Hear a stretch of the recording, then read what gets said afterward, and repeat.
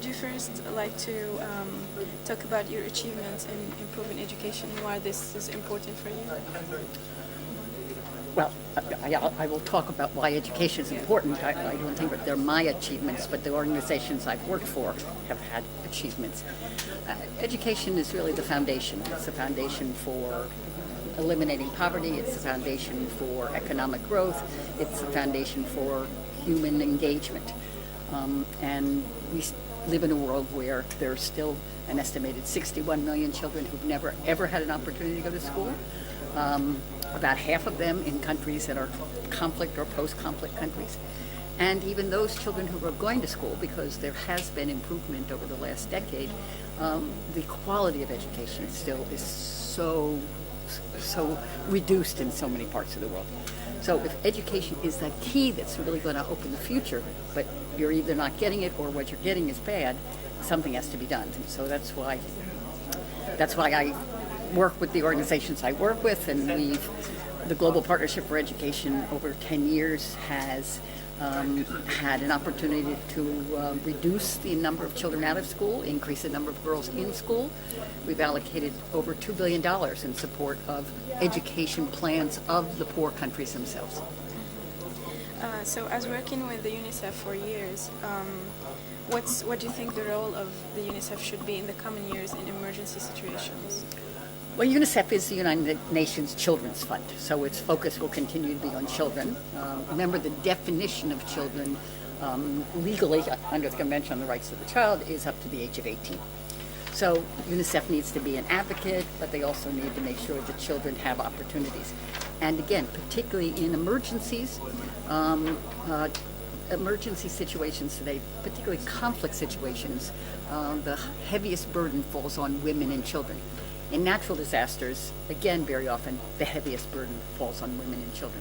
So UNICEF has to continue to be able to respond quickly, provide life-saving help, which is health and education, and also advocate to make sure that there is adequate preparation for emergencies.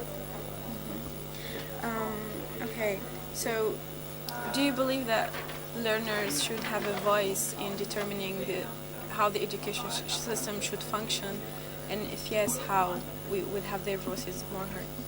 Well, I think that the voice of learners needs to be heard in thinking about and implementing education and education policy.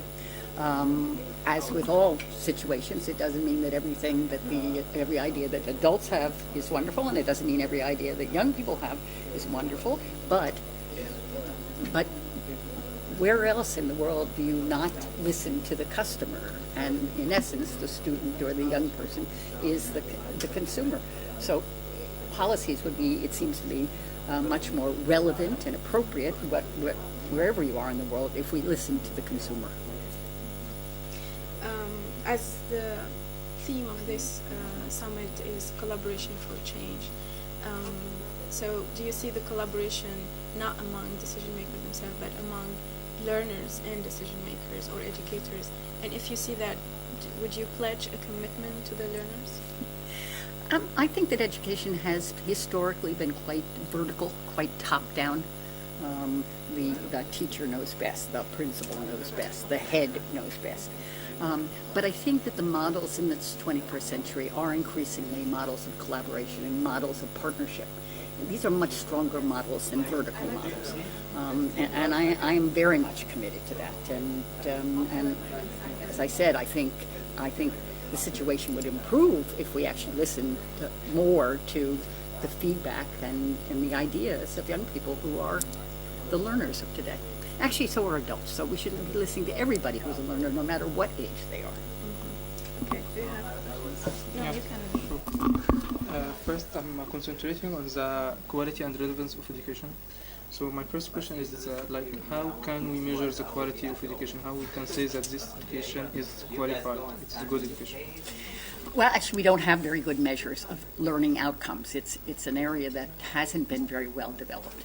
So you can begin to slice it a little bit. For example, whether children are learning to read in the early years would be one kind of measure of whether there's something going on in the classroom. It's not entirely the measure. That doesn't deal with math, for example. But there are some some kinds of ways of at least without it just being testing, of looking to see whether there's some kind of engagement of the learner in the classroom or in the learning place, whatever the learning place is, whether it's a classroom or not. So early grade reading, early grade numeracy, capability with numeracy. I think that those are two measurements that give you a sense that something is going on. Okay, but how you then make it relevant? How do you relate it to the practical world? Well, I think we, that's a very good question, because I think the world still struggles with how to make education relevant today. It isn't simply the ability to pass a test. One needs to engage. One needs to be able to problem solve. One needs to be able to engage in inquiry. So thinking and problem solving and looking at something more holistic. So I think, for example, those parts of the world, let's say my country, that put an emphasis solely on testing, fail to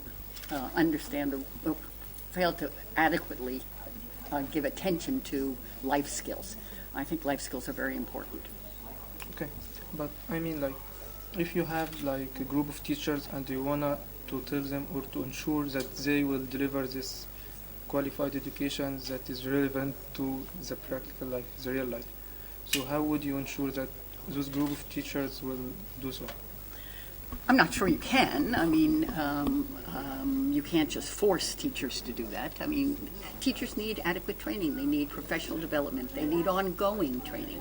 They need to have good leaders as well. I think one needs to not only pay attention, although it's very important to teachers, but pay attention to education leadership generally. A good head of a school can sometimes make a huge difference, no matter where that school or that education place is, whether it's in the poorest or the richest or wherever. That's less important than the vision and the leadership and the direction very often of the head of the school and of some of the teachers who are the ones who help to shape going forward. So I think more attention has to be paid to teacher training. It very often is not seen as an important part of higher education, and yet it's critically important. In my own country, again, very often teacher training schools are what we would call cash cows, but the schools don't reinvest in them, and we need to do more.